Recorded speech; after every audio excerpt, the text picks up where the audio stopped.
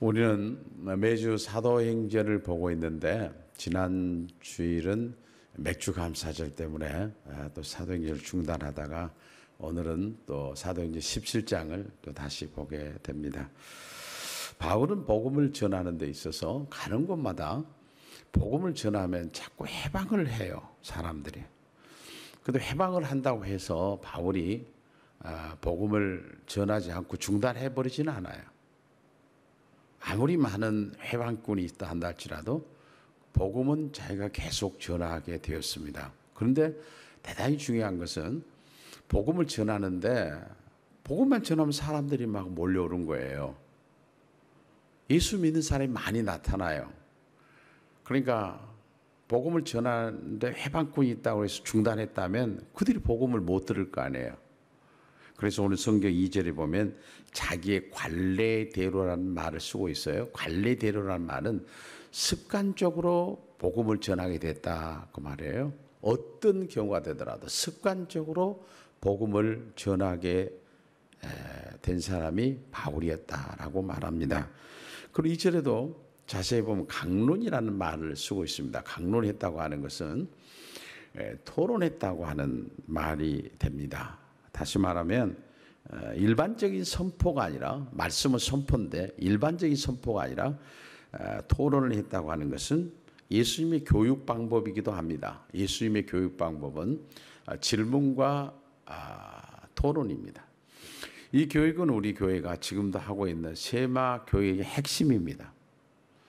그래서 사도 바울은 말씀을 전할 때 일방적으로 전하지 않고 하브르타워 디베이트 교육을 했다고 하는 사실을 여기서 볼 수가 있습니다.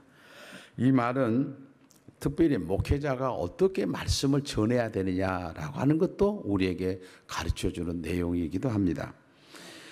특별히 그 하브르타워 디베이트로 말씀을 전한다 할지라도 그 핵심은 뭔가 하면 성경이라는 사실이에요.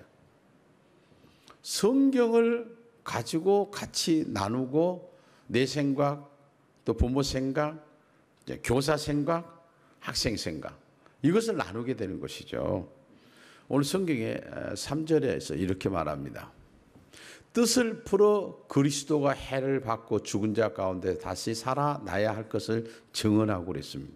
뜻을 풀었다는 것은 하나님의 말씀을 잘 풀어서 성도들에게 전해 주었다는 사실이에요. 두 번째로는 그 말씀을 전하는데 예수님은 그리스도라고 하는 것을 전했다고 오늘 3절에 얘기했잖아요. 그리스도라는 것은 뭘 얘기하냐면 메시아를 얘기합니다. 메시아. 예수 그리스도가 우리가 기다리고 있는 그분이 이 땅의 구원자로 오셔서 우리를 구원하기 위해서 기다렸던 그 예수 그리스도가 이 땅에 오셨다고 하는 것을 전해 주었다는 것이에요. 그 당시에 로마 제국에는 황제를 숭배했습니다. 그런데 예수 그리스도가 메시아다고 하는 그리스도라고 하는 이 말을 한다는 이 자체는 엄청난 위험한 말이었습니다. 죽을 수도 있는 말이었습니다. 그런데 이 말을 바울이 생각을 한 게 아니라 성경에 나와 있는 이 말씀을 그대로 전해주었던 사도 바울. 그래서 그분들이 예수를 믿게 되는데 이 말을 듣고 귀부인들과 그리고 남자들이 많이 믿었다고 하는 말이 4절에 나옵니다. 그런데 유대인들이 이걸 바라보면 시기가 일어난 거예요. 아니, 자기들이 예수님을 십자가에 죽였잖아요. 그런데 예수만 믿으면 구원받는다고 하니까, 그런데 이렇게 보니까 믿는 사람들이 많아졌어요. 하루에 3,000명, 5,000명이 회개하고 돌아오는 역사들이 일어나고요. 시기가 일어나가지고, 야, 저 바울을 죽여야 되겠다. 그런 생각이 들었을 거예요. 그래서 야손이라는 사람이 예수를 믿었는데 믿는 지 얼마 안 돼요. 그럼 자기 야손의 집으로 예수님을 영접한 사람들이 모이기 시작했습니다. 그런데 갑자기 이 유대인들과 불량배를 데리고 야손의 집을 들어간 거예요. 이 바울을 잡으러 들어간 거죠. 야손이 입을 다물었던 이유가 뭐냐? 그 이유는 예수님이 어떤 분인가를 바로 알았어요. 예수님이 어떤 분인가 알고 나의 주님, 나의 주인으로 영접했던 거예요. 그때에 이런 결단과 각오가 있었다고 하는 사실을 우리는 여기에서 찾아볼 수가 있습니다. 바울과 실라는 이제 더 이상 거기에서 복음을 전할 수가 없어서 지금 같으면 이제 또 도망을 가는 거죠. 복음 전하다 또 다른 데로 옮기는 거예요. 근데 그곳으로 옮기는 곳이 어디냐? 베레아라는 곳으로 옮깁니다. 베레아라는 곳은 데살로니가에서 베레아로 옮기는 거 한 70km 이상이 되는 곳이에요. 근데 그쪽으로 가서 복음을 또 전하게 됩니다. 이쪽에서 복음을 방해하거나 그렇게 되면 또 다른 곳에 가서 뭐 쉬는 것도 아니에요. 그냥 복음을 전한 거예요. 바울이 복음을 전하다가 돌에 맞았을 때도 그 이튿날 다시 일어나 복음을 전했다고 그렇게 얘기를 하고 있잖아요. 그런데 베레아에 가서 말씀을 전하는데 참 대단한 것은 베레아 사람들이 복음을 잘 받아들인 거예요. 아주 스펀지처럼 받아들인 거예요. 그런데 어떻게 해서 그 사람들이 이렇게 말씀을 잘 받아들이는가? 성경은 여기에 대해서 분명하게 얘기합니다. 베레아 사람들은 받아들인데 너그러운 사람들이었다. 그렇게 11절에 말하고 있어요. 베레아 사람들은 데살로니가 있는 사람들보다 더 너그럽다 그래요. 더 너그럽다는 말이 무슨 말이냐? 신사적이라는 말이에요. 그들은 굉장히 교양이 있었고 그들은 이 하나님의 말씀을 들을 때 마음을 활짝 열린 마음을 가졌다는 말이에요. 열린 마음을 가지고 있으니까 바울이 복음을 전할 때 그대로 받아들였다는 거예요. 이 우리의 이 자세가 말씀을 받아야 될 자세가 뭔가 하는 것을 우리에게 가르쳐 주는 내용이기도 합니다. 베레아 사람들은 이렇게 예수님을 믿고 난 다음에 삶에 있어서도 특별히 성경을 삶의 절대적 가치로 여기며 살았던 사람들입니다. 그런데 우리가 하나님의 말씀을 간절히 받아야 될 이유가 뭐냐 하는 것은 이미 여러분이 잘 아시는 로마서 10장에 보게 되면 믿음은 들음에서 난다고 그랬거든요. 이게 말씀을 많이 들어야 돼요. 들어야 돼요. 막 간절한 마음으로 들을 때에 나에게서 믿음이 자랄 수 있도록 하나님께서 성령께서 역사해 줘야죠.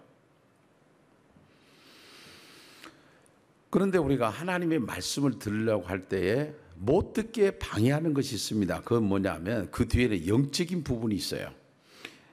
그러나 바울은 위험을 무릅쓰고 복음을 전하는데 이건 쉬지를 않아요.